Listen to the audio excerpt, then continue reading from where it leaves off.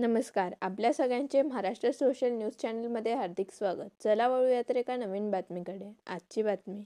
अयोध्या राम मंदिरातील कथित देणगी गैरव्यवहाराच्या आरोपांच्या पार्श्वभूमीवर धुळे शहरात महाविकास आघाडीने आंदोलन केले. काँग्रेस, शिवसेना, उद्धव बाळासाहेब ठाकरे पक्ष आणि राष्ट्रवादी काँग्रेस शरद पवार पक्षाच्या पदाधिकाऱ्यांनी राम मंदिरात प्रभू श्रीरामाची आरती करून कथित गैरव्यवहाराचा निषेध व्यक्त केला. तसेच या प्रकरणाची निष्पक्ष चौकशी करून दोषींवर कठोर कारवाई करण्याची मागणी करण्यात आली. यावेळी काँग्रेसचे जिल्हाध्यक्ष युवराज करंकाळ यांनी भाजपवर गंभीर आरोप केले. अयोध्या या ठिकाणी प्रभू रामचंद्र विराजमान झालेले आहेत आणि सर्व देशातील नागरिकांनी एक एक रुपया एक एक वीट गोळा करून सर्वांनी मदत केली आणि रामाचं मंदिर हे त्या ठिकाणी बांधलं गेलं आणि प्रभू रामचंद्र तिथं विराजमान झाले.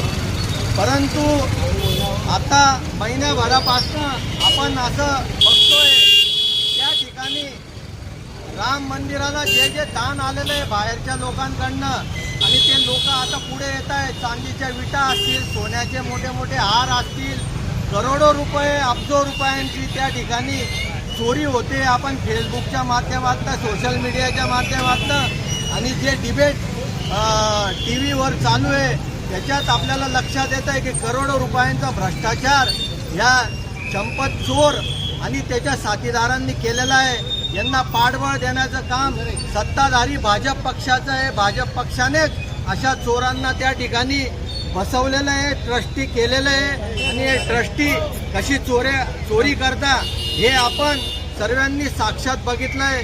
म्हणून आज आम्ही महाविकास आघाडीच्या वतीने सर्व काँग्रेस, शिवसेना, राष्ट्रवादी पक्षांच्या वतीने, मित्रपक्षांच्या वतीने प्रभू रामचंद्रांची या ठिकाणी आरती करणार आहोत आणि त्यांना क्षमा मागणार आहोत की या चोरांनी जे तुम्हाला लुटलं, तुम्हालाही सोडलं नाही. रामाच्या नावाने ज्यांनी मतं मागितले, निवडणूक लढवले आणि आज पण तेच करताय. प्रभू रामचंद्राच्या नावाने निवडणूक लढताय, निवडून येत आहे, चोऱ्या करून निवडून येत आहे आणि त्याच प्रभू रामचंद्राला लुटायचं काम सुद्धा या चोरांनी केलेलं आहे. यांचा आम्ही महाविकास आघाडीच्या वतीने जाहीर निषेध करतो आणि आता आम्ही प्रभू रामचंद्रांची आरती करणार आहोत.